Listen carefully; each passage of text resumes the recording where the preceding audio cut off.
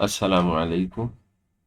हम जो है वो क्या कहते हैं, अभी जो वीडियो हम बनाने के लिए जा रहे हैं या देख रहे हैं टॉपिक, वो बेसिकली टॉपिक जो है वो रिलेटेड है आगा खान बोर्ड के पेपर का जो ERQ पार्ट होता है फिजिक्स का क्लास 10th का। उसमें आपके पास दो चैप्टर्स इन्वॉल्व होते हैं। एक साउंड एंड वेव्स है, एक part sound and waves chapter में से आता है, और दूसरा पार्ट जो है वो करंट इलेक्ट्रिसिटी और इलेक्ट्रोस्टैटिक्स से आता है। तो पास्ट पेपर्स में जितने ERQ से रिलेटेड 6 मार्क्स का ERQ होता है, जो आप ERQ देखते हैं वो टोटल 6 नंबर का होता है, 6 मार्क्स का। तो जो 6 मार्क्स का आपके पास ERQ बनता है, उसको अटेम्प्ट कैसे करना है, उसमें स्पेसिफिक वर्ड्स होते हैं, उसको देखना कैसे। मसलन यहाँ पे कुछ वर्ड्स होते हैं, मसलन डिस्क्राइब करने के लिए आता है। इसके अलावा एक्सप्लेनेशन पूछी जाती है, तो इनके मतलब क्या है कि डिस्क्राइब और अमूमन डिस्क्राइब और एक्सप्लेनेशन, ये दो चीजें जो होती है ना, ये मार्क किए जाते हैं, ये आपसे पूछे जाते हैं। तो इनका मतलब क्या होगा, उसे लिखना कैसे होगा, क्वेश्चन में अगर कंपैरिजन है तो वो कैसे देना होगा। पोर्शन बहुत छोटा सा है, थोड़ी सी चीजें अगर आप जहन में रखेंगे तो आप इसे आसानी से अटेम्प्ट करके ना पूरे मार्क्स इसमें उठा सकते हैं। आमतौर पे बच्चों के ये लॉन्ग क्वेश्चंस में मार्क्स जो होते हैं वो डिडक्ट हो जाते हैं, क्योंकि रिक्वायरमेंट कुछ और होती है और आप लिख कुछ और रहे हैं। तो इसमें अगर हम देखते हैं तो आपको ये चीज़ बहुत आसानी से क्लियर हो जाएगी कि इसको अटेम्प्ट कैसे करना है। ठीक है भाई, चलिए अब मैं यहाँ से स्टार्ट कर रहा हूँ। ये होता तो 6 नंबर का क्वेश्चन था, लेकिन चूंकि हमने ये पास्ट पेपर्स में से मैंने दोनों तरफ के निकाले हुए हैं। ये क्वेश्चंस जो है वो जो नॉर्मल एग्जाम्स होते हैं आपके पास में के, उसके भी हैं क्वेश्चंस। जो आपके मॉडल पेपर्स हैं उसके क्वेश्चंस भी हैं, और जो आपके क्वेश्चंस उसमें आए हुए हैं रीसेट एग्जाम्स, उसके क्वेश्चन, यानी कि ये तमाम मिक्सचर आपका बना हुआ है। लेकिन सारे क्वेश्चन जो हैं वो करंट उसके हैं, वेव एंड साउंड से रिलेटेड। जैसे पहला क्वेश्चन है, Ali produces a sound. Ali जो है वो साउंड को प्रोड्यूस करता है इन अ बिग एम्प्टी हॉल। अब बिग एम्प्टी हॉल से ही आपके दिमाग में आ जाना चाहिए कि ये कॉन्सेप्ट जा रहा है किस चीज का, इको का। He hears a recurring sound. Recurring का मतलब क्या है, रिफ्लेक्टिंग साउंड। रिकर का मतलब होता है रिफ्लेक्ट करना, रिपीट होने को रिकर कहते हैं। ठीक है, तो यहाँ पे क्या हो रहा है कि उसकी साउंड जो होती है वो रिपीट होती है, रिसेंबलिंग ऑफ इट्स ओरिजिनल, अपनी ही साउंड के अंदर मिक्स हो जाती है, रिसेंबल एडअप हो जाती है, और उसको एक के बजाय दो आवाजें सुनाई देती है। Name the phenomena of the sound wave that Ali observe. आपने यहाँ पे सिर्फ नाम लिखना है। अब name and describe the phenomena होता तो फिर आपको थोड़ा सा उसको डिस्क्राइब भी करना होता। लेकिन अभी सिर्फ और सिर्फ नाम लिखना है, तो इसका पहले आप क्या लिखेंगे, यहाँ पे आप मार्क करेंगे नेम, सिर्फ और सिर्फ नेम द फिनोमेना में इको। तो आपका एक नंबर सिर्फ और सिर्फ इको, या आप इसको यहाँ पे रिफ्लेक्शन ऑफ साउंड भी आप मार्क कर सकते हैं, लेकिन इसके लिए जो बेस्ट वर्ड है वो आपके पास क्या होगा, इको होगा। Explain how the phenomena is produced in 4 points. ये जो इको फिनोमेना है, जो इको आपके पास आई है, इसको 4 पॉइंट्स के अंदर आप एक्सप्लेन करें। एक्सप्लेन कर लेने का मतलब क्या है कि कोई पर्टिकुलर एग्जाम्पल भी आप मार्क कर सकते हैं, कोई डायग्राम भी आप ले सकते हैं जिसके थ्रू आप उसको एक्सप्लेन। एक्सप्लेन का मतलब क्या हो गया कि डिस्क्रिप्शन से ऊपर देखिए, जब आपको डिस्क्राइब करने को कहा जाता है तो आप उसकी सिर्फ और सिर्फ कैरेक्टरिस्टिक्स या उसका कंपैरिजन किसी दूसरे के साथ एक या दो एक्सप्लेन डिस्क्राइब करें। लेकिन जब एक्सप्लेनेशन आती है ना, तो एक्सप्लेनेशन में डिस्क्रिप्शन भी आ जाएगी और एक्सप्लेन विद एग्जाम्पल भी इसके अंदर आ जाएगा। तो इसके अंदर आप कोई भी एग्जाम्पल मार्क करें। अब बताइए, रिफ्लेक्शन के लिए अगर अली जो है वो किसी जगह पे खड़े होके साउंड प्रोड्यूस करता है, तो साउंड प्रोड्यूस करेगा किसी एक पर्टिकुलर लोकेशन पे खड़े होके, तो प्रोडक्शन ऑफ साउंड जो है वो सबसे पहला पहला स्टेप हो जाएगा कि साउंड प्रोड्यूस करनी होगी ओपन एरिया में। Then sound must travel in the forward direction, आगे ट्रेवल करके स्ट्राइक्स ऑन द वॉल, एक ऐसी दीवार से टकराए जो कि दीवार कितने मीटर से दूर हो। आप जानते हैं कि 17 मीटर अगर दूर एक दीवार मौजूद है, तो वो साउंड जो कि दीवार से टकरा के वापस आएगी, वो टोटल डिस्टेंस कितना 34 मीटर कवर करेगी। तो इट मीन्स के सेकंड पॉइंट के लिए आप क्या करेंगे कि the wall should be placed in front of that person और द अली, that is up to 17 meter. आपके पास एक ऑब्स्टिकल, एक वॉल होनी चाहिए। Then the if wall is there then light strikes on the wall and reflect back. Wall पहले होनी चाहिए, दूसरा स्टेप। तीसरे स्टेप के अंदर क्या होगा कि वॉल पे लाइट, वो जो वेव जो होगी वो स्ट्राइक करेगी और रिफ्लेक्ट बैक करेगी sound wave. And then fourth point के ऊपर क्या होगा कि he receive that wave after 0.1 seconds. 0.1 second के बाद उसको अपनी आवाज सुनाई देगी, एंड दैट इज डबलिंग, जो कि उसकी अपनी ओरिजिनल आवाज होगी उसके साथ ये डबल कर जाएगी। तो ये 4 पॉइंट्स हो गए आपके पास। अब यहाँ पे देखिए कैसे लिख रहे हैं ये। पहला पॉइंट क्या, Ali produces a sound wave in hall.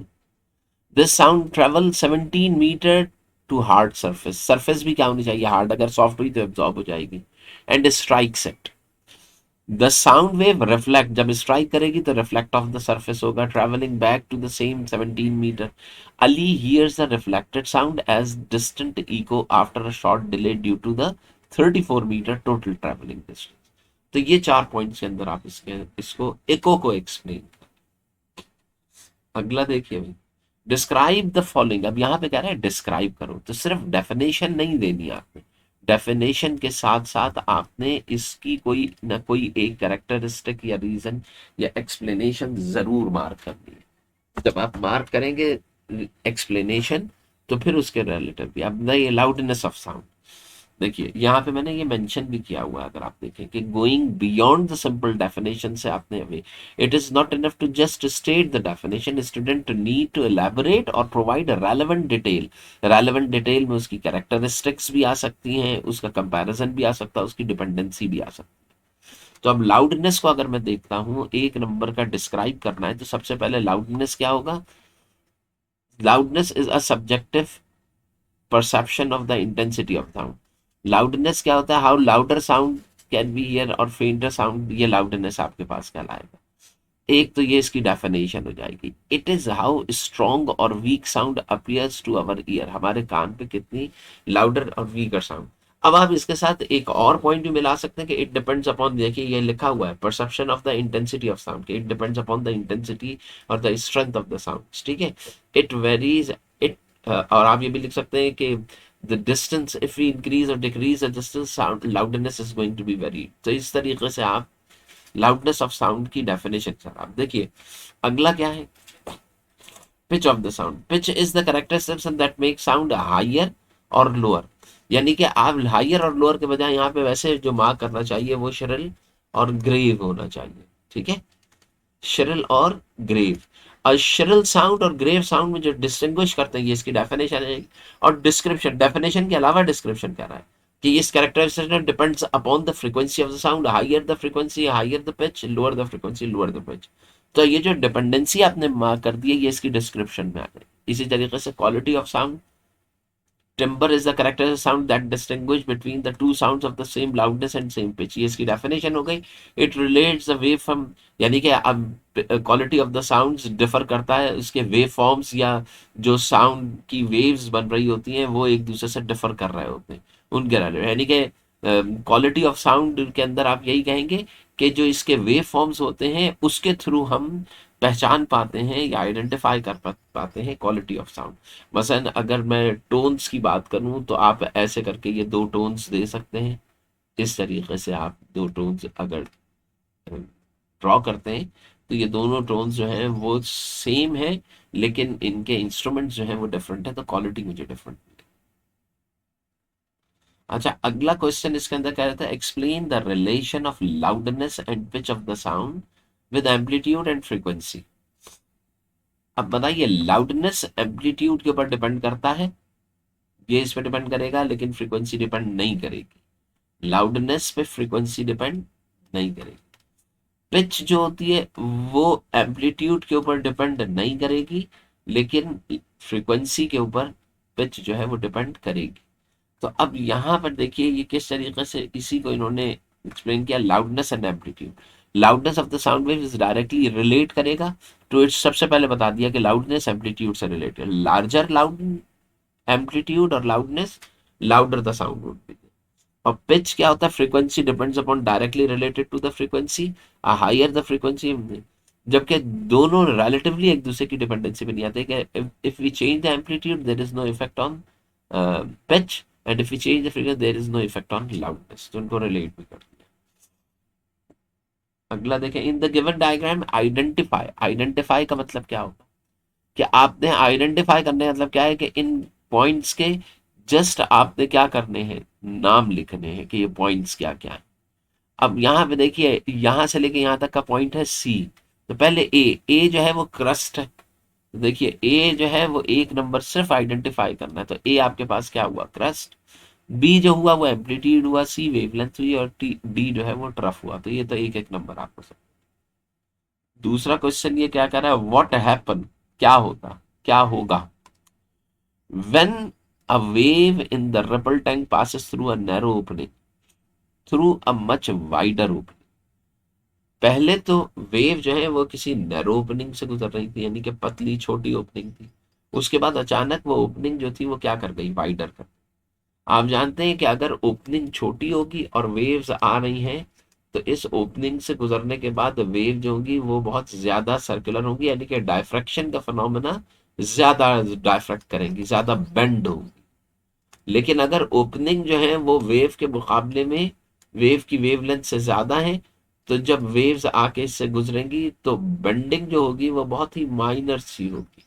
तो इसका मतलब क्या है कि the bending of the wave, the rate of diffraction depends upon the size of the opening. Narrow होगी तो ज्यादा होगी, वाइडर होगी तो कम। तो देखिए भाई, what happen when the wave ripple tank passes through a narrow opening, when the wave passing through a narrow opening it is spread out or diffract, forming circular or semicircular, circular और semi circular, यानी कि गोल waves आपके पास बनेगी जब ये narrow opening से, और इसको डायफ्रैक्ट यहाँ पे लिख ही दिया इन्होंने कि डायफ्रैक्ट करेगा, डिफ्रैक्शन होगा।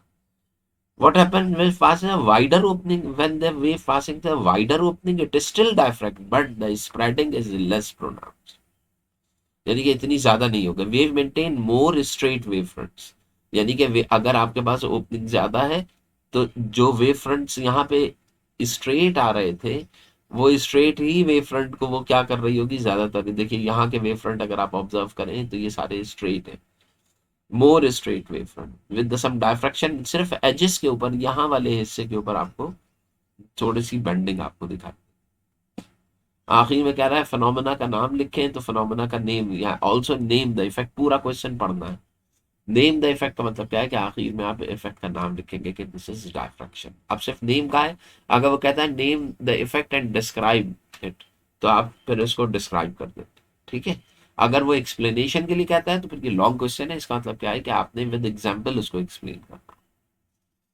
Describe 4 uses of ultrasound. अब अल्ट्रासाउंड एक साउंड वेव है, उसके आपने 4 यूजेस लिखने, 4 यूजेस। अब देखिए, सबसे पहले आ रहा है मेडिकल इमेजिंग, दूसरा आ रहा है ब्रेकिंग किडनी स्टोन्स, तीसरा आ रहा है क्लीनिंग, और चौथा आ रहा है सुनार। सुनार का मतलब क्या हो गया, ऑब्जेक्ट्स को डिटेक्ट किया जा रहा है एयर में। क्लींजिंग के लिए, क्लीनिंग के लिए जो ऑब्जेक्ट्स होते हैं उन ऑब्जेक्ट्स को रख के उसके डर्ट पार्टिकल्स जो होते हैं वो उसमें से एक सर्टेन फ्रीक्वेंसी के थ्रू हम क्या करते हैं, रिमूव करते हैं।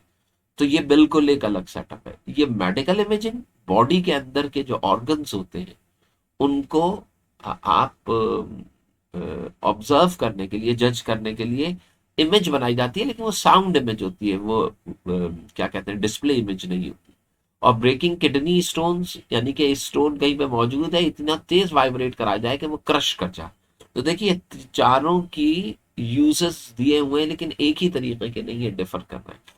अब medical imaging, ultrasound is use to create image of internal organs and tissues.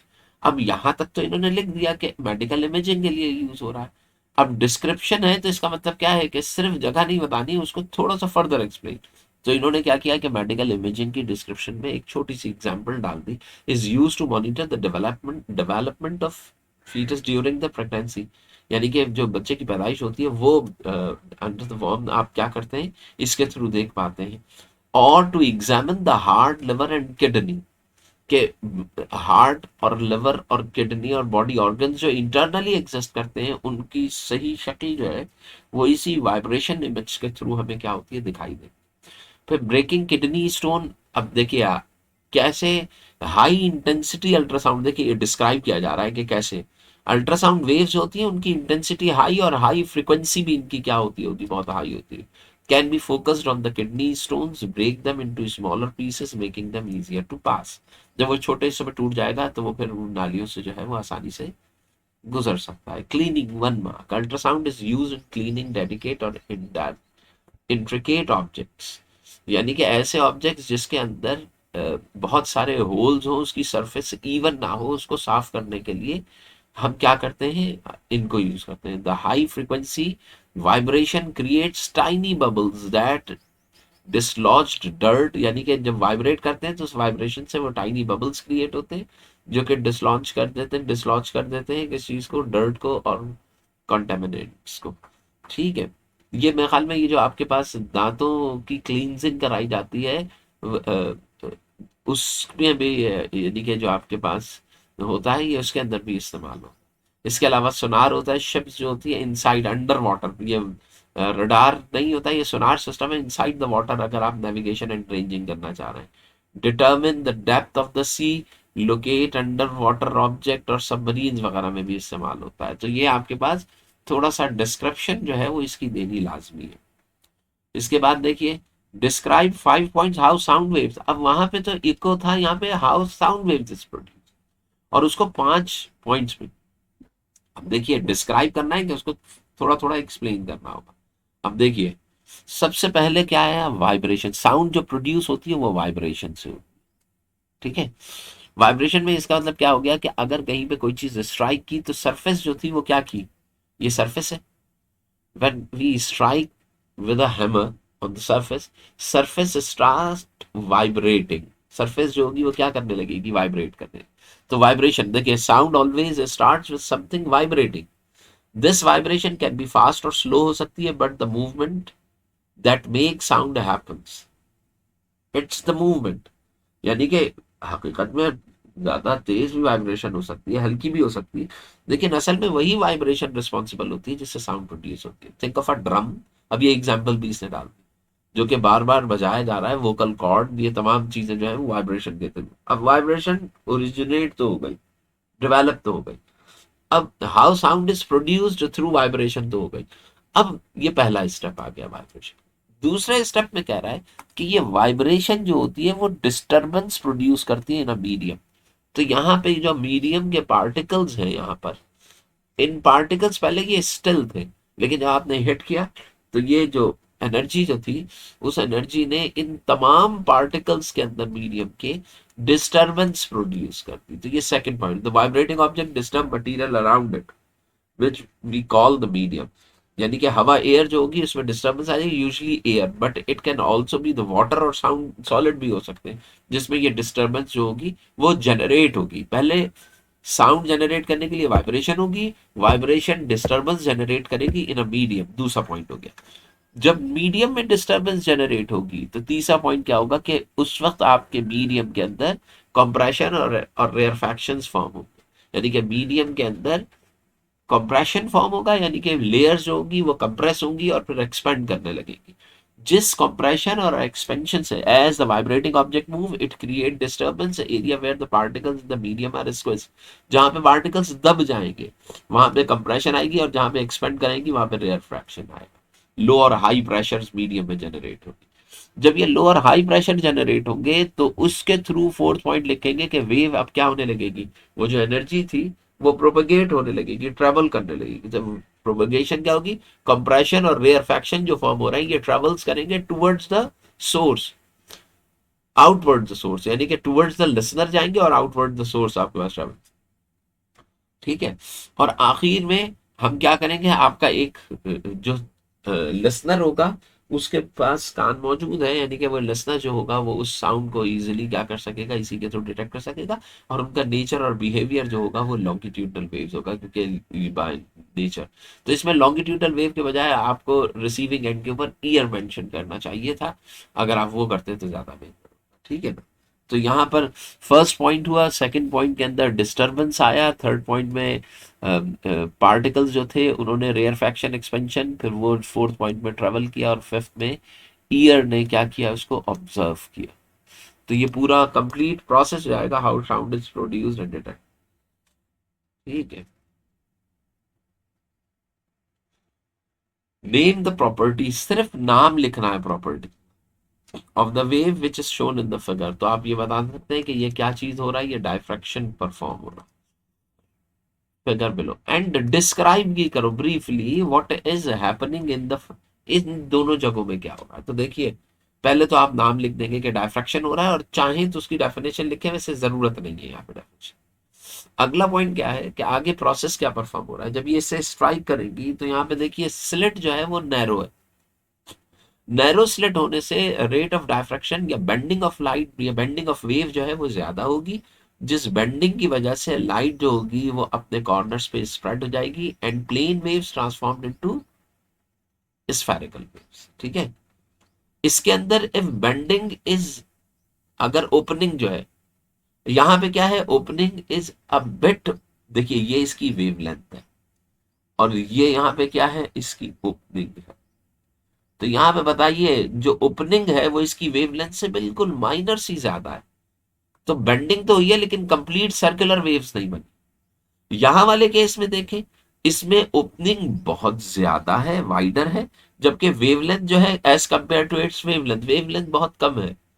तो अगर बेंड ओपनिंग ज्यादा होगी as compare to its wavelength, तो क्या होगा कि वेव फ्रंट्स जो होंगे वो मैक्सिमम प्लेन वेव फ्रंट्स ही, पैरेलल वेव फ्रंट्स ही आगे की तरफ जाएंगे, कॉर्नर्स के ऊपर बिल्कुल माइनर सी आपको क्या मिल रही होगी, बेंडिंग मिल रही। तो यहाँ पर रेट ऑफ डायफ्रैक्शन जो होगा वो अकॉर्डिंगली कम होगा, क्योंकि आपके पास स्लिट जो है वो खासी वाइडर है। अगर मैं स्लिट को बहुत ज्यादा नैरो कर दूं, नैरो कर देने का मतलब क्या हो गया कि यहाँ पे देखिए ये इसकी वेवलेंथ है, और ये जो है ये आपके पास स्लिट है, यानी कि size of the slit wavelength of the wave से भी रिड्यूस हो जाए, तो आपको परफेक्ट और कंप्लीट सेमी सर्कल्स, यानी कि कंप्लीट परफेक्ट, यानी कि बेंडिंग ऑफ वेव जो है वो बिल्कुल परफेक्ट आपको यहाँ पर दिखाई देगी। यानी कि सेमी सर्कल वेव्स क्यों बन रही है, क्योंकि ओपनिंग जो है वो इसकी वेवलेंथ से स्मॉलर हो गई है। तो देखिए यही पॉइंट्स यहाँ पे मार्क किए हैं।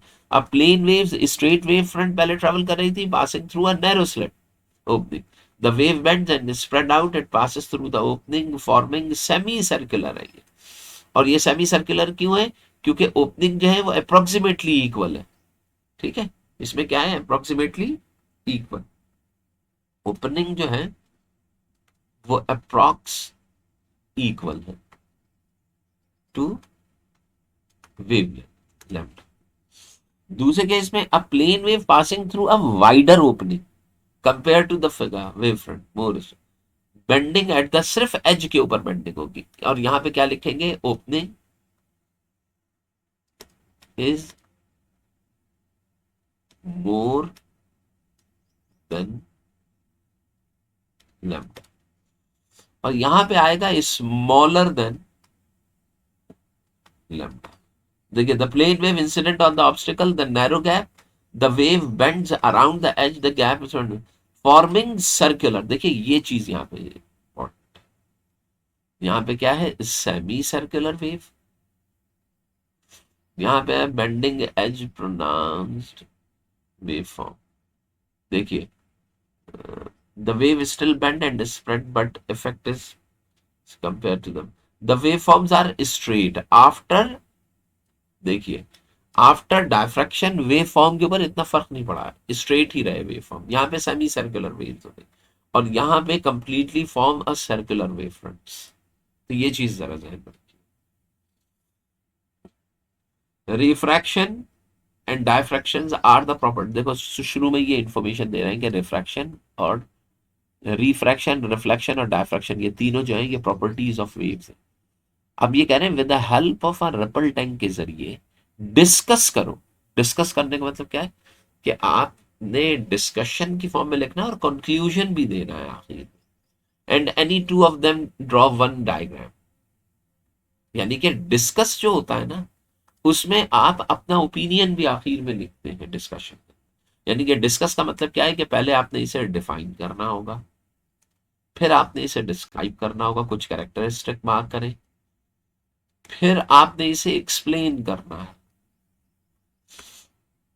देखिए पहले डेफिनेशन लिखेंगे, जैसे रिफ्लेक्शन की, डिफाइन रिफ्लेक्शन क्या हो, फिर रिफ्लेक्शन के अंदर एंगल ऑफ इंसिडेंस और रिफ्लेक्शन बोथ आर इक्वल, ये डिस्क्रिप्शन में आ जाएगा। एक्सप्लेनेशन में आप रिपल टैंक की एग्जाम्पल मार्क करेंगे कि उस एग्जाम्पल में कहाँ कहाँ पे एक्सपेरिमेंट में चीजें रखी थी, टकराने के बाद reflect back into the same medium with same speed, ये एक्सप्लेनेशन में आ जाएगा।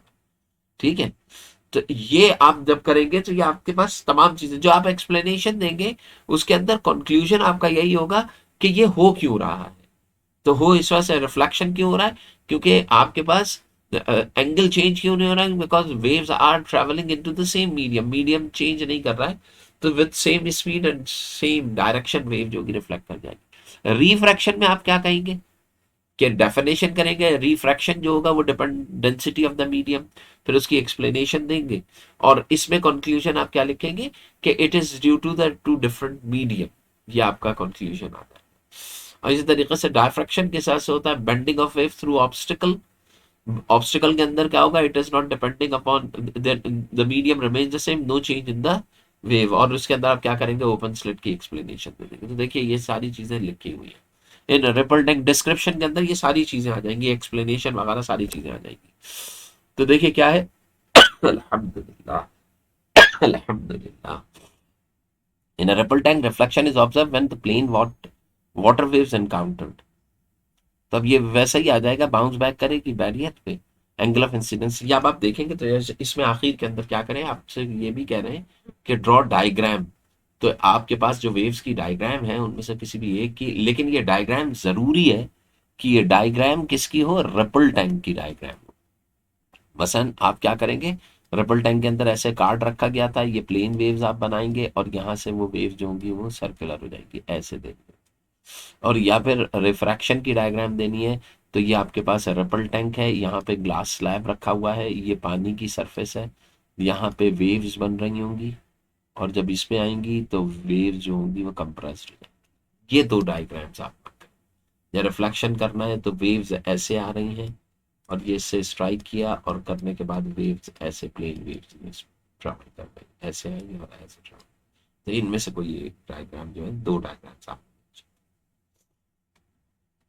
अगला देखिए, the depth of N ocean is measured by using ultrasound, explain how it works.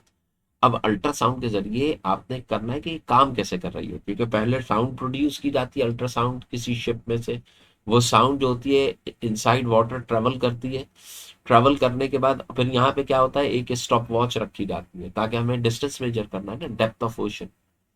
तो जैसे ही साउंड प्रोड्यूस की जाती है, स्टॉप वॉच को हम क्या कर देते हैं, ऑन कर देते हैं। इट स्टार्ट्स ट्रेवलिंग, यहाँ पे रिसीवर होता है, ये वेव नीचे टकराती है और टकरा के जब रिफ्लेक्ट बैक करती है तो वापस जब आती है तो हम स्टॉप वॉच को ऑफ कर देते हैं।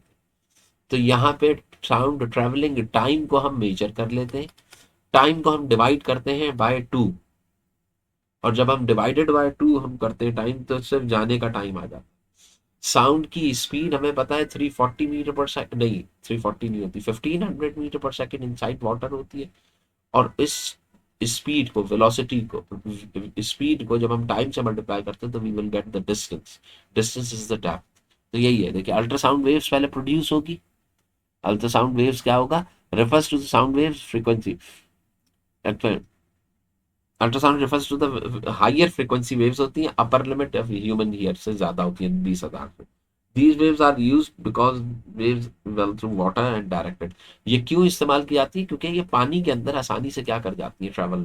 जो हमारे पास दूसरी वेव्स होती हैं, यानी कि वो इलेक्ट्रोमैग्नेटिक वेव्स या लाइट वेव्स जो होती हैं वो ट्रैवल नहीं कर सकती, can be directed in the beam. अच्छा, ट्रांसमीटर होता है इसमें एंड रिसीवर होता है। द डिवाइस कॉल्ड ट्रांसड्यूसर और transmitter locate the ship. Ship के अंदर होता है एक्शन बहुत, ट्रांसमीटर ट्रांसल्यूटर का ट्रांसड्यूसर कहलाता है, जिसमें रिसीवर और ट्रांसमीटर दोनों होता है। ट्रांसमीटर क्या होता है, सेंड करता है एक पल्स को अल्ट्रासोनिक वेव्स की टुवर्ड्स द ओशियन फ्लोर, उसकी बेड में भेजता है इसको। रिफ्लेक्शन परफॉर्म होती है, अल्ट्रासाउंड पल्स जो होती है वो ओशन के बेड पे टकराती है, फिर रिफ्लेक्ट बैक करती है, वापस लौटती है। द सिमिलर देखो, और वापस आती है तो आपको वो साउंड सुनाई देती है। द टाइम मेजर, उसके बाद हम क्या करते हैं, स्टॉप वॉच के ट्रांसड्यूसर रिसीवर डिटेक्ट करता है टाइम रिफ्लेक्टेड पल्स का, और फिर आपको ये बता देता है कि भाई टाइम। अब डेप्थ कैलकुलेशन कैसे की जाएगी, know the speed of the sound approximately 1500 metre पर सेकेंड, इसको हम मल्टीप्लाई कर देंगे time taken pulse to return, सिर्फ वापस लौटने में कितना वक्त लगा। The depth of the ocean, जो आपके पास टाइम आ जाता है आने और जाने में, वो जो रिजल्ट आ जाएगा वो आने का और जाने का दोनों का डिस्टेंस होगा। नाउ वी विल डिवाइड, पहले ही टाइम को डिवाइड करते हैं या बाद में डिवाइड करते हैं की बात होगी, ये आपको आपको दे देगा, ठीक है ना। तो ये इस तरीके से how mechanical and electromagnetic waves are differ from each other, describe 5 points. अब ये पांचों पॉइंट्स के अंदर मैकेनिकल और इलेक्ट्रोमैग्नेटिक का डिफरेंशिएट आएगा, कंपैरिजन आएगा, तो ये चीज ध्यान में रखिए। तो पहला कंपैरिजन क्या है कि मीडियम रिक्वायरमेंट होती है, उधर मीडियम रिक्वायरमेंट नहीं होती इलेक्ट्रोमैग्नेटिक। दूसरा क्या होगा, nature of propagation, mechanical waves particle के थ्रू प्रोपगेट करते हैं, जबकि electromagnetic waves created by electric, अगर इनको नेचर ऑफ प्रोपगेशन का मतलब आगे जो ट्रेवल करते हैं वो पार्टिकल बेस पे, जबकि यहाँ पे जो ट्रेवल कर रहे होते हैं इलेक्ट्रिकल फील्ड सपोर्ट करती है मैग्नेटिक को, और मैग्नेटिक फील्ड जो सपोर्ट करती है वो इलेक्ट्रिकल फील्ड को, तो इस वजह से ये वेव जो है वो इलेक्ट्रोमैग्नेटिक आ गई दौड़। मैकेनिकल वेव्स की स्पीड जनरली स्लो होती है, और इलेक्ट्रोमैग्नेटिक की स्पीड स्पीड ऑफ लाइट के बराबर होती है, जो खासी ज्यादा। इनकी टाइप्स, एग्जांपल, टाइप्स का मतलब क्या है, इनकी एग्जांपल्स देते हैं। Mechanical sound waves, water waves सारी मैकेनिकल का है, सिस्मिक वेव। इलेक्ट्रोमैग्नेटिक में रेडियो वेव्स हो गई, लाइट वेव्स, एक्सरे। अब ये 4 पॉइंट्स तो आ गए आपके पास, ठीक है ना। पांचवें पॉइंट में आप क्या लिखेंगे, longitudinal versus transverse. Mechanical waves can be longitudinal भी हो सकती है और ट्रांसफर्स भी हो सकती है, लेकिन इलेक्ट्रोमैग्नेटिक बाय नेचर हमेशा क्या होती है, ट्रांसफर्स होती है। क्यों ट्रांसफर, ट्रांसफर्स वेव्स कैसी वेव्स होती है, जो ऐसे ट्रेवल करें या ऐसे ट्रेवल, ये दोनों ट्रांसफर्स होते हैं। तो इलेक्ट्रोमैग्नेटिक वेव्स के अंदर एक फिनोमेना होता है जिसे हम पोलराइजेशन कहते हैं, वो ये चीज शो करती है कि बाय नेचर ये जो ट्रैवल कर रही होती है वो ट्रांसफर्स होती है। फोटॉन्स जो होते हैं वो वर्टिकली, यानी कि लाइट के अंदर, इलेक्ट्रोमैग्नेटिक के अंदर कंप्रेशन और एक्सपेंशन नहीं होता।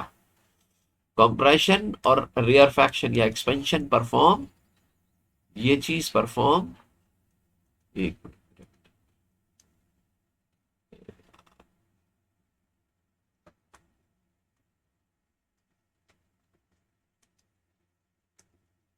देखिए, रेयरफैक्शन कहाँ है,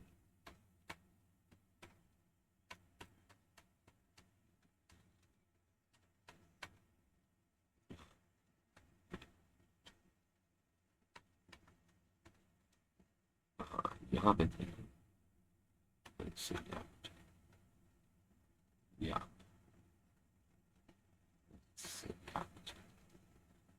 या तो हमने ये देखा था कि यहाँ पे कंप्रेशन और एक्सपेंशन का जो फिनोमेना है ना, ये ट्रांसफर्स मैकेनिकल वेव्स में तो हो सकता है, लेकिन इलेक्ट्रोमैग्नेटिक वेव्स में ये फिनोमेना परफॉर्म नहीं हो सकता। तो ये भी डिफरेंस में आपको,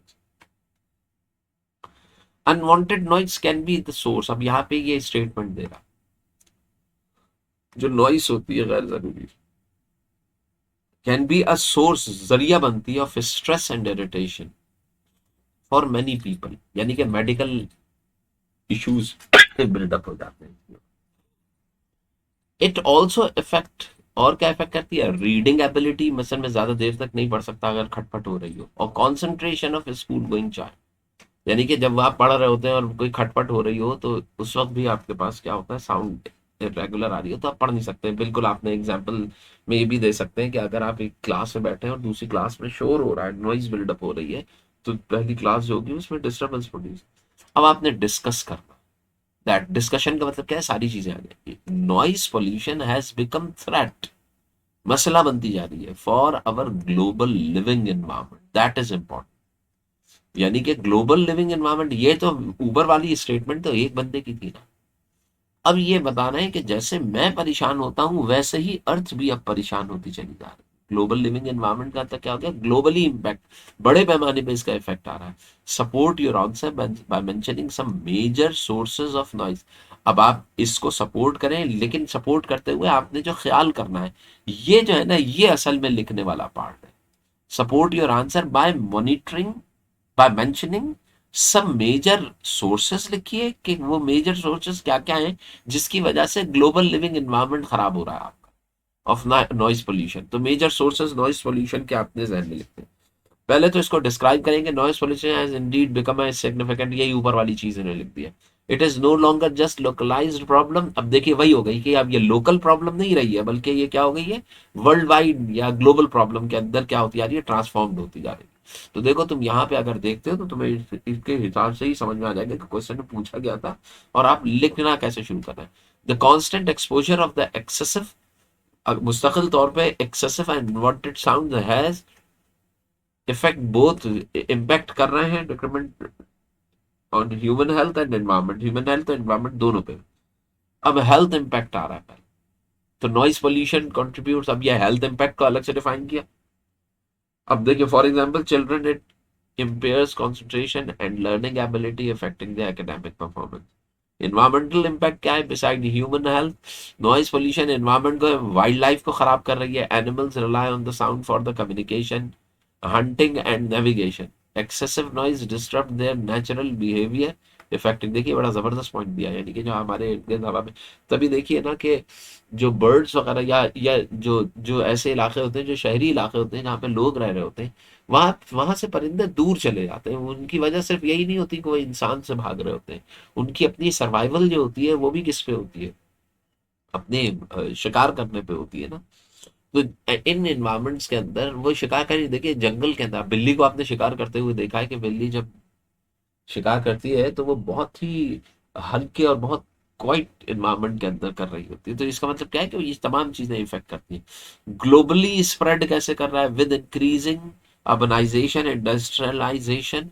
अब देखिए जब ग्लोबल स्प्रेडिंग की बात करेंगे तो वो वही आ जाएगी, इंडस्ट्री वगैरह और पॉल्यूशन जो होगा, no longer confined to the cities spreading previously. आप जानते हैं जो डैम्स वगैरह बनाए जाते हैं बड़े बड़े, उसमें साउंड कितनी प्रोड्यूस हो, ठीक है। इसके अलावा आपने डिफरेंट इंडस्ट्रीज के अंदर विजिट भी किया होगा तो वहां पे भी साउंड्स बहुत ज्यादा होते हैं। मेजर सोर्सेस क्या क्या हैं आपके पास, अब देखिए उसने मेजर सोर्सेस कहा था तो वो आप लिख रहे हैं। एक तो क्या होता है, ट्रांसपोर्टेशन के अंदर होती है गाड़ियां और ये सारी चीजें, इंडस्ट्रियल एक्टिविटीज और अर्बन डेवलपमेंट, ये तीन वजूहत है जिसकी वजह से।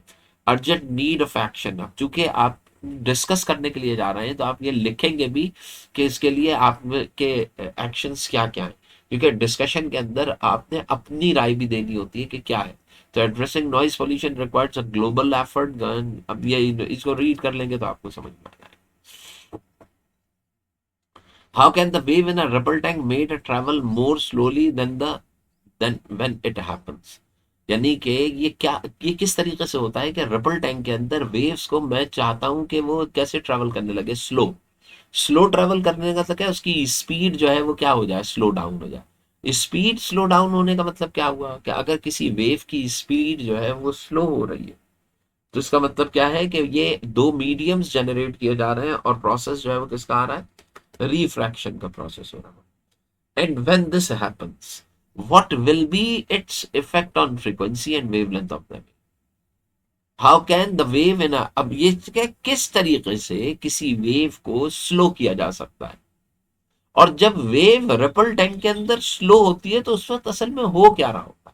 तो एक तो क्वेश्चन हो गया हाउ कैन, के किस तरीके से कर सकता हूं, मैं कैसे कर सकता हूं, by placing by generating shallow and depth, यही होगा कि मैं शैलो और डीपर रीजन को जनरेट करके, और ये शैलो और डीपर रीजन कैसे जनरेट किया जाएंगे, बाय प्लेसिंग अ स्लैब, ग्लास स्लैब प्लेस करूंगा इनसाइड रिपल टैंक। और जब मैं प्लेस करूंगा तो दो डिफरेंट मीडियम्स जनरेट होंगे जो कि इसको स्लो करेंगे। और व्हाट हैपन उस वक्त होगा क्या, रिफ्रैक्शन परफॉर्म होगा उस वक्त फिनोमेना। व्हाट विल बी, अच्छा चलो वही हो गया। अब ये कह रहे हैं कि इसके ऊपर इसकी फ्रीक्वेंसी जब ऐसा होगा तो फ्रीक्वेंसी और वेवलेंथ में क्या इफेक्ट है। तो बताइए, frequency no change no effect, क्योंकि फ्रीक्वेंसी किस चीज के ऊपर डिपेंड कर रही है, वेव की फ्रीक्वेंसी जो होती है वो किस पे डिपेंड करती है, वेव, जो वेव जनरेट कर रहा है वाइब्रेटर उस पर डिपेंड करती है। जबकि वेवलेंथ क्या होगा, जब वेव्स जो होंगी वो श्रिंक करेंगी, डीपर रीजन के अंदर आपस में जुड़ जाएंगी शैलोअर रीजन में, तो वेवलेंथ जो होगी वो क्या कर जाएगी, रिड्यूस कर जाएगी, यानी कि चेंज हो जाएगी। Wave in the ripple tank, अब देखिए क्या ये ऐसे ही लिखा है, wave in the net can be made, कैसे बनाई जा सकती है, मोर slowly by decreasing the depth of water, पानी की डेप्थ को कम और ज्यादा करके। अब ये कैसे, शैलो और डीपर रीजन बिल्डअप करके, ठीक है। ये कैसे किया जाएगा, by placing a glass slab भी लिख सकते हैं inside the water. Effect of frequency क्या कह रहा है, फ्रीक्वेंसी का इफेक्ट क्या होगा, wave will remains the same, no change, कोई इफेक्ट नहीं आएगा। और वेवलेंथ में क्या इफेक्ट आएगा, वेवलेंथ जो होगी वो शैलोअर रीजन में क्या हो जाएगी, डिक्रीज हो जाएगी। Explanation, when the depth of the water in the rubble tank decreases, the wave encountered more resistance from the bottom of the tank. This increases resistance, slow down the wave speed। ये वही वाली चीज होगी जो मैंने अभी आपको बताई है, तो इसी के रिलेटिवली आप इसको मान। अच्छा जी, अब एक दो क्वेश्चंस और रह गए हैं, इनको भी करके खत्म करते हैं। नेम द गिवन इंस्ट्रूमेंट, शुरू में क्या कह रहा है, नाम लिखो सिर्फ इंस्ट्रूमेंट। क्वेश्चन को रीड करना बड़ा इंपॉर्टेंट होता है। तो ये क्या होगा, रबल टैंक, इंस्ट्रूमेंट क्या होगा, रबल टैंक।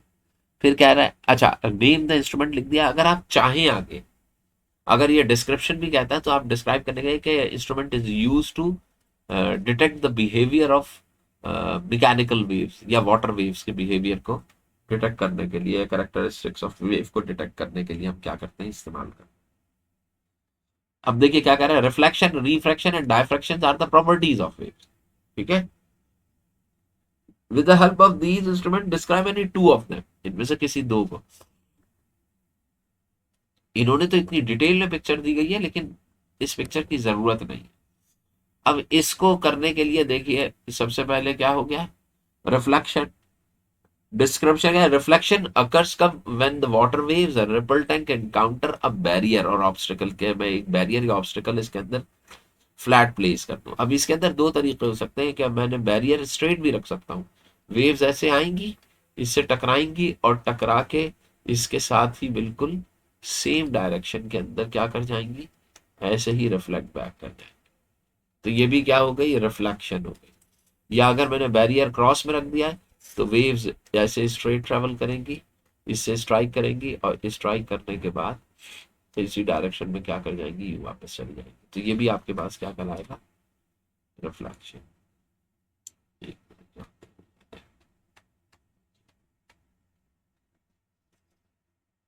अच्छा, reflection, refraction, diffraction, ripple time, 4 marks. More marks would be allocated fully description all three properties को कंप्लीटली डिस्क्राइब करें। तो ये तो हो गई रिफ्लेक्शन। देखिए, flat piece of wood place कर रहे हैं, मेटालिक प्लेस वुड और मेटल का हो सकता है in the water, the water waves bounce back करेंगी, उससे वापस लौटे फ्रॉम द बैरियर, बैरियर से। तो देखो ये कंप्लीटली डिस्क्रिप्शन हो गई। अब मुझे रिफ्लेक्शन के लिए ऑब्जर्वेशन क्या मिलेगी, एंगल ऑफ इंसिडेंस। जब मैं ये करूंगा तो मैं ऑब्जर्व क्या कर पाऊंगा, वो भी आप मार्क करते हैं इसमें, क्योंकि लॉन्ग क्वेश्चन है। क्या angle of incidence, incoming wave का एंगल और normal to the barrier is equal to the angle of the refracted ray with the normal. दोनों एंगल्स आपस में, एंगल आई और एंगल आर जो होंगे, ये ऑब्जर्व कर पाएंगे कि इक्वल हो। रिफ्रैक्शन में क्या होगा, water waves move from a region, एक ऐसे रीजन से जो कि वन डेप्थ हो, to another, from the deeper to the shallower region आपके पास ट्रेवल कर रही है। और ये कैसे create, by placing a glass और plastic block in part of. अगर प्लास्टिक का हो या ग्लास का हो, इससे कोई फर्क नहीं पड़ता, हमने सिर्फ डेप्थ चेंज कर, the change in depth cause. अब चेंज ऑफ डेप्थ से कॉज क्या होगा, वजह क्या होगी, change in speed of the wave. Observe क्या करूंगा, as the wave move from the deeper to shallower, change the direction bend. बाज दफा डायरेक्शन भी चेंज होती है, और दूसरी चीज क्या होती है, the wavelength also, the wavelength also changes because shorter in the shallower. तो जब ऐसा होगा तो वेवलेंथ शैलोअर रीजन में शॉर्टर हो जाएगी, द फ्रीक्वेंसी रिमेन्स कांस्टेंट रहेगी। इसी तरीके से डायफ्रैक्शन किया, diffraction bending of wave through obstacle होगा। रिपल टैंक के अंदर इसको ऑब्जर्व कराने के लिए बैरियर विद नैरो गैप, दो बैरियर प्लेस किए गए जिनके दरमियान में गैप जो था वो अल्हम्दुलिल्लाह नैरो रखा। ऑब्जर्व क्या हुआ, जब नैरो गैप से पास हुए तो ये स्प्रेड हो गई। यहां पे इंपॉर्टेंट पॉइंट है जिसको आपने लिखना होगा कि वेव जो होगी वो स्प्रेड कर जाएगी, बिकम सर्कुलर, स्प्रेड हो जाएगी। ये सर्कुलर होना ही स्प्रेडिंग को शो करता है। अब depends upon the gap, size of the narrow gap जो होगा उसके ऊपर डिपेंड करेगा। इसके बाद कॉस्टिक्स आ रहा है, क्या is the study of the wave vibration and, देखिए ये इन्फॉर्मेशन दी गई है। Acoustic protection is the application of soft and porous material to protect sound को protect किया है against the undesirable। यानी कि जब मैं acoustics की बात करता हूँ तो ये against और opposite to the noise होती है, ठीक है। तो मैं अनडिजायरेबल साउंड को क्या कर दूंगा, रिमूव करूंगा, हटाऊंगा, वहां से एब्जॉर्ब करा दूंगा, और जो डिजायर्ड साउंड होगी सिर्फ उसको वहां पे प्लेस कर दूंगा। तो 5 पॉइंट्स आपने मार्क करने हैं, highlight significance of acoustic protection की सिग्निफिकेंस के लिए बात, कि एकॉस्टिक प्रोटेक्शन जब मैं करता हूँ तो उससे मुझे फायदा क्या होता है। एक तो नॉइज जो पोल्यूशन होती है वो खत्म हो जाती है, पे ऐसा करने से अनडिजायरेबल साउंड जो होती है वो एब्जॉर्ब हो जाती है पोरस मटेरियल के अंदर, ठीक है। जो आपकी बहुत ही माइनर सी साउंड होती है वो बगैर किसी उसके डिफरेंट लोकेशंस या पोजीशन हॉल के तमाम कोनों के ऊपर पहुंच जाती है, साउंड को फोकस कराया जाता है। तो इसकी सिग्निफिकेंस इंपॉर्टेंस क्या होती है। सबसे पहले क्या होता है, reduces noise, noise induced hearing loss, यानी कि नॉइस इंड्यूस्ड हियरिंग लॉस जो होता है इसको रिड्यूस करेगी, यानी कि नॉइस पोल्यूशन को रिड्यूस कर रही है। देखिए prolong exposure of the loud sound can damage hearing. acoustic protection like using earplugs and sound absorbing material in a noisy environment help us। आपको याद हो कि जब आप वहां पे गए थे तो आपको ईयरबड्स दिए गए होंगे जब इंडस्ट्री में गए थे, तो वो जो होते हैं acoustic protection से आप हियरिंग लॉस से जो होते हैं वो बचेंगे। improve concentration and productivity। जब आपके पास किसी क्लासरूम के अंदर या किसी ऐसी जगह पे अकॉस्टिक प्रोटेक्शन की जाती है तो साउंड जितनी डिजायर्ड होती है वो आपके कानों तक पहुंचती है, जब पहुंचेगी तो आपकी कंसंट्रेशन भी बढ़ेगी और उस साउंड की प्रोडक्टिविटी जो होगी वो भी इनहांस होगी। इनहांसिंग स्लीप क्वालिटी भी बढ़ेगी। देखिए noise pollution at night can disrupt sleep. आपने देखा होगा कि इस तरह के ईयरबड्स आते हैं या हेड हेडफोन टाइप के आते हैं जिनको आप लगा लेते हैं तो आपके कान में आवाज नहीं आती, तो आपको बेहतर तरीका। इसके अलावा देखिए स्लीप क्वालिटी बढ़ाने के लिए डबल ग्लेज्ड विंडोज यूज की जाती हैं ताकि बाहर का शोर अंदर ना आए। इसके अलावा बाद दफा सोते हुए आप दरवाजे भी बंद कर देते हैं ताकि ज्यादा बाहर की साउंड जो है या साउंड प्रूफ मटेरियल्स उस रूम में इस्तेमाल किए जाते हैं ताकि खामोशी हो। जब खामोशी होगी नहीं, हम मसलन देखिए कि मैं ये जो लेक्चर रिकॉर्ड करा रहा हूँ ये मैं दरमियान में बैठ के लोगों के भी रिकॉर्ड करा सकता था, लेकिन एकॉस्टिक प्रोटेक्शन के लिए मैं बाहर आके एक जो स्टोर रूम है तो वहां पे बैठ के मैं इसको रिकॉर्ड कर रहा हूँ ताकि प्रोटेक्शन, एकॉस्टिक प्रोटेक्शन जो है वो मैंने यहाँ पे अप्लाई किया है, तो साउंड जो खुद ब खुद क्या हो गई है, रिड्यूस हो गई। प्रोटेक्शन में स्ट्रेस एंड इरिटेशन। जब साउंड कॉन्स्टेंटली लाउडर साउंड या कॉन्स्टेंट साउंड हमें मुस्तकिल स्ट्रेस और इरिटेशन जो है वो प्रोड्यूस होता है, उससे प्रोटेक्ट करने के लिए भी आपके पास क्या होती है, नॉइज प्रोटेक्शन। तो इसके एडवांटेजेस आप लिख रहे हैं बेसिकली। तो ये सारे जो होंगे एकॉस्टिक प्रोटेक्शन के यहाँ पे क्या है, 5 हाईलाइट सिग्निफिकेंस इंपॉर्टेंस या advantages. Zen in a social worker who wants to create awareness of regarding using acoustic protection in the major cities of Pakistan।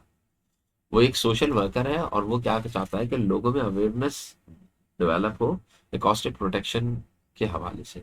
He is planning a publish a brochure को उसने publish किया explaining the advantage of acoustic protection in general. मतलब ये कहानियां बहुत सारी करती हैं लेकिन असल में आपने लिखना क्या है, एडवांटेजेस लिखने हैं एकॉस्टिक प्रोटेक्शन के उस ब्रोशर के अंदर। तो अब आप ये समझिए कि आप जो यहाँ पे 0.5 एडवांटेजेस आप मार्क करेंगे, ये एडवांटेजेस ब्रोशर के अंदर वो बंदा लिख रहा होगा जो कि कम्युनिटी को देगा, यानी कि आम लोगों को देगा। सोशल वर्कर है ना, तो सोशल वर्कर जो होगा वो कोशिश ये करेगा कि इन्वायरमेंट के अंदर जो आवाज का जो शोर है उसको किस तरीके से कम किया जा सकता। तो अब देखिए protect your hearing, better sleep, better life. देखिए इसने जो पॉइंट्स लिखे हैं ये उसी के रिलेटिवली ये मार्क कर रहा है। फोकस एंड लर्निंग, इस ये तमाम चीजों से एक आम आदमी को फायदा होगा। Reduce stress and stay healthy, create peaceful environment और होम। तो देखिए इस तरह के पॉइंट्स मार्क कर रहा है ये, क्यों, क्योंकि ये किसको, एक सोशल वर्कर है और लोगों के अंदर अवेयरनेस बिल्डअप कर रहा है। तो लोगों में अवेयरनेस बिल्डर उनकी इंपॉर्टेंस शो करने के लिए। अब अगर मैं ये कहता हूं कि इंडस्ट्री के अंदर जो साउंड प्रोड्यूस हो रही है अब अगर यही चीज किसी इंडस्ट्रियलिस्ट के सामने ब्रोशर आप देने के लिए जा रहे हैं तो उस इंडस्ट्रियलिस्ट के लिए वो तो अपने घर पे जाके सोगा, उसको क्रिएट पीसफुल एंड काम एनवायरनमेंट की जरूरत ही नहीं। तो वहां पे आपको उसको ग्लोबली देखना पड़ेगा, तो यहाँ पे एक इंडिविजुअल पर्सन के रिलेटिवली दे रहे हैं तो उसके हवाले से पॉइंट्स लिखे जाएंगे। तो ये जो पॉइंट्स हैं ये वो क्वेश्चंस थे जो कि एग्जाम में आते रहे हैं। पिछले तमाम पेपर्स के अंदर इससे रिलेटेड।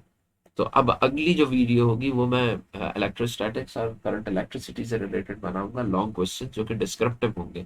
इसके अंदर क्वेश्चंस न्यूमेरिकल बेस्ड भी आते हैं, उनको मैंने टच नहीं किया है क्योंकि डिस्क्रिप्टिव बेस्ड था, तो मैंने सिर्फ और सिर्फ उसको रखा है। इसमें न्यूमेरिकल बेस्ड के अंदर पेंडुलम के क्वेश्चंस आ रहे होते हैं, T is equal to pi under root L upon ji.